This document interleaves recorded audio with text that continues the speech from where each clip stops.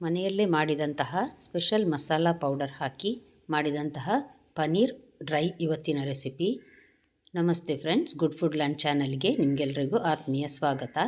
ಇಲ್ಲಿ 200 ಗ್ರಾಮ್ ಅಂದರೆ ಒಂದು ಪ್ಯಾಕೆಟ್ನಲ್ಲಿ ಬರ್ತದಲ್ಲ ಸಣ್ಣ ಪ್ಯಾಕೆಟ್, ಅದು ಪನ್ನೀರ್ ತೆಗೆದುಕೊಂಡಿದ್ದೇನೆ ನಾನು. ಇದಕ್ಕೊಂದು ಅರ್ಧ ಚಮಚದಷ್ಟು ಅರಸಿನ ಪುಡಿ, ಮತ್ತೊಂದು ಚಮಚದಷ್ಟು ಕೆಂಪು ಮೆಣಸಿನ ಪುಡಿ, ಸ್ವಲ್ಪ ಉಪ್ಪು. ಇದನ್ನು ನೋಡಿ ನಾನು ಈಗ ದೊಡ್ಡ ದೊಡ್ಡ ತುಂಡಾಗಿ ಕಟ್ ಮಾಡಿದ್ದೇನೆ. ಮತ್ತು 1 ಚಮಚದಷ್ಟು ಎಣ್ಣೆ ಹಾಕಿ ಈ ರೀತಿ ನೋಡಿ ಎಲ್ಲದಕ್ಕೂ ಮಿಕ್ಸ್ ಆಗೋ ಹಾಗೆ ಮಾಡುವ. ಒಂದರ ಮೇಲೆ ಒಂದು ಹಾಕಿದರೆ ಅದು ಆಗ್ತದೆ, ಚೆನ್ನಾಗಿ ಮಿಕ್ಸ್ ಆಗ್ತದೆ. ಒಂದು ಬಾಣಲಿಗೆ ನಾನು 2 ಟೇಬಲ್ ಸ್ಪೂನ್ನಷ್ಟು ತುಪ್ಪ ಹಾಕಿದ್ದೇನೆ. ಇದರಲ್ಲಿ ಈ ಪನ್ನೀರನ್ನು ನಾವೀಗ ಸ್ವಲ್ಪ ಫ್ರೈ ಮಾಡಬೇಕು, ಜಾಸ್ತಿ ಸಹ ಬೇಡ. ಸ್ವಲ್ಪ ನೋಡಿ ಈ ರೀತಿ ಮೆಲ್ಲ ಉರಿಯಲ್ಲಿ ಫ್ರೈ ಮಾಡಿ ತೆಗೆದಿಡಬೇಕು ನಾವು. ನೀವಿನ್ನೂ ನನ್ನ ಚಾನಲನ್ನು ಸಬ್ಸ್ಕ್ರೈಬ್ ಮಾಡಿಲ್ಲಲ್ಲ, ದಯವಿಟ್ಟು ಸಬ್ಸ್ಕ್ರೈಬ್ ಮಾಡಿ. ಹಾಗೂ ನಿಮಗೆ ಇಷ್ಟ ಆದರೆ ಲೈಕ್ ಬಟನನ್ನು ಪ್ರೆಸ್ ಮಾಡಿ ಮತ್ತು ಫ್ಯಾಮಿಲಿ ಫ್ರೆಂಡ್ಸಿಗೆ ಶೇರ್ ಮಾಡೋದನ್ನು ಮರಿಬೇಡಿ. ನೋಡಿ ಫ್ರೈ ಮಾಡಿ ಎಲ್ಲ ನಾನು ತೆಗೆದಿಟ್ಟುಕೊಂಡಿದ್ದೇನೆ. ಈಗ ಒಂದು ಬಾಣಲೆಗೆ 1 ಚಮಚದಷ್ಟು ಬಡೆಸೊಪ್ಪು, ಫೆನಲ್ ಸೀಡ್ಸ್, ಅರ್ಧ ಚಮಚದಷ್ಟು ಜೀರಿಗೆ, 1 ಚಮಚದಷ್ಟು ಕೊತ್ತಂಬರಿ, 1 ಚಮಚದಷ್ಟು ಕರಿಮೆಣಸು. ಇದೆಲ್ಲ ಸಣ್ಣ ಚಮಚದಲ್ಲಿ ನಾನು ಹಾಕಿದ್ದು. ಖಾರಕ್ಕೆ ಬೇಕಾದಷ್ಟು ನೋಡಿ ಕೆಂಪು ಮೆಣಸು, ಉದ್ದ ಮೆಣಸು, ಅದು ಬ್ಯಾಡಿಗೆ ಮೆಣಸು ಹೇಳ್ತೇವೆ ನೋಡಿ ಅದು. ಕರಿಬೇವು ನೋಡಿ ಒಂದು 6-7 ಕಡ್ಡಿ ನಾನು ತೆಗೆದುಕೊಂಡಿದ್ದೇನೆ. ಅದೆಲ್ಲವನ್ನು ಇದಕ್ಕೆ ಹಾಕಿ ಇದನ್ನು ನಾವೀಗ ಡ್ರೈ ರೋಸ್ಟ್ ಮಾಡಬೇಕು. ಒಳ್ಳೆ ಪರಿಮಳ ಬರುವವರೆಗೆ ಫ್ರೈ ಆಗಬೇಕು.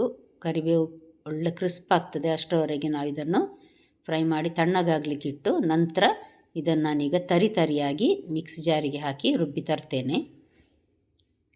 ಒಳ್ಳೆ ಪರಿಮಳ ಕೊಡ್ತದೆ ಇದು, ಅಷ್ಟೇ ಅಲ್ಲ ರುಚಿ ಕೂಡ ಕೊಡ್ತದೆ ಈ ಮಸಾಲೆ ಪುಡಿ.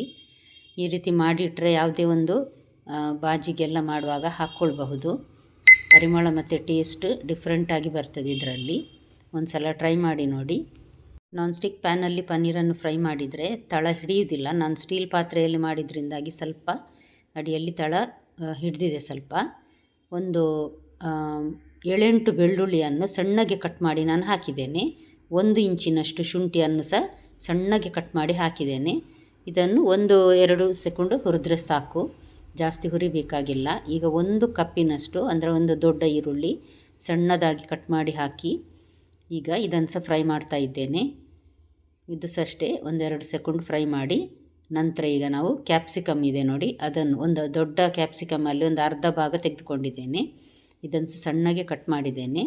ಇದನ್ನು ಹಾಕಿ ಹುರಿಲಿಕ್ಕಿದೆ. ಈಗ ಇದೆಲ್ಲ ಹುರಿಯುವಾಗ ಬೆಳ್ಳುಳ್ಳಿ ಈರುಳ್ಳಿ ಎಲ್ಲ ಚೆನ್ನಾಗಿ ಫ್ರೈ ಆಗ್ತದೆ. ಕಾಯಿ ಮೆಣಸು 1 ಹಾಕಿದ್ದೇನೆ ನಾನು. ರುಚಿಗೆ ಜಾಸ್ತಿ ಅಥವಾ ಖಾರ ಜಾಸ್ತಿ ಬೇಕನ್ನಿಸಿದವರು ಒಂದು ಹಾಕ್ಕೊಳ್ಬಹುದು. ಅದು ಫ್ರೈ ಆಗ್ತಾ ಇರುವಾಗ ನಾವು ಫ್ರೈ ಮಾಡಿದ ಈ ಪನ್ನೀರನ್ನು ನಾನು ಈ ರೀತಿ ಸಣ್ಣ ಸಣ್ಣಗೆ ಕಟ್ ಮಾಡ್ತಾ ಇದ್ದೇನೆ. ಸಣ್ಣದಾಗಿ ಕಟ್ ಮಾಡಿದರೆ ಒಂದೊಂದು ಸಲ ಪನ್ನೀರು ಚೆನ್ನಾಗಿ ಫ್ರೈ ಆಗೋದಿಲ್ಲ, ಅಂದರೆ ಪುಡಿ ಆಗ್ತದೆ. ಅದಕ್ಕೋಸ್ಕರ ಈ ರೀತಿ ದೊಡ್ಡದಾಗಿ ಮಾಡಿ ಕಟ್ ಮಾಡ್ತಾ ಇದ್ದೇನೆ. ನೋಡಿ ಚೆನ್ನಾಗಿ ಈಗ ಈರುಳ್ಳಿ ಫ್ರೈ ಆಗಿದೆ, ಅಂದರೆ ಸ್ವಲ್ಪ ಕ್ರಿಸ್ಪಿನೆಸ್ ಇರಬೇಕು ಈರುಳ್ಳಿಯಲ್ಲಿ.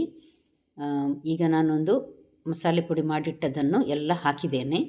ಹಾಕಿ ಒಂದು ಸಲ ಚೆನ್ನಾಗಿ ಈರುಳ್ಳಿಗೆ ಮಿಕ್ಸ್ ಮಾಡಿ ನಂತರ ಈ ಪನ್ನೀರನ್ನು ಹಾಕಿ ಈ ರೀತಿ ಬೆರೆಸಬೇಕು, ಚೆನ್ನಾಗಿ ಮಿಕ್ಸ್ ಮಾಡಬೇಕು.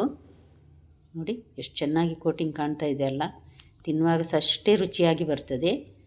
ಸ್ವಲ್ಪ ಉಪ್ಪು ಕಡಿಮೆ ಇದೆ, ಅದಕ್ಕೋಸ್ಕರ ನಾನು ಸ್ವಲ್ಪ ಉಪ್ಪು ಹಾಕಿದ್ದೇನೆ. ಮತ್ತೊಂದು ಅರ್ಧ ಲಿಂಬೆ ರಸ, ದೊಡ್ಡ ಲಿಂಬೆ ಹಣ್ಣಿದು, ಅದರಲ್ಲೊಂದು ಅರ್ಧ ಲಿಂಬೆ ರಸವನ್ನು ಹಾಕ್ತಾ ಇದ್ದೇನೆ ನಾನು.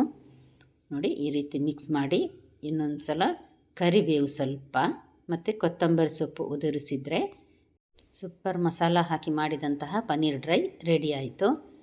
ಇದು ಚಪಾತಿಗಾಗಲಿ ಅನ್ನಕ್ಕಾಗಲಿ ತುಂಬ ಒಳ್ಳೆಯದಾಗ್ತದೆ. ಇದರ ಮಸಾಲೆ ಮಾಡ್ತೇವೆ ನೋಡಿ, ಆ ಮಸಾಲೆ ಒಳ್ಳೆ ಟೇಸ್ಟ್ ಕೊಡ್ತದೆ. ನೀವು ಒಂದು ಸಲ ಟ್ರೈ ಮಾಡಿ ನೋಡಿ, ಖಂಡಿತ ನಿಮಗೆ ಸಹ ಇಷ್ಟ ಆಗಬಹುದು.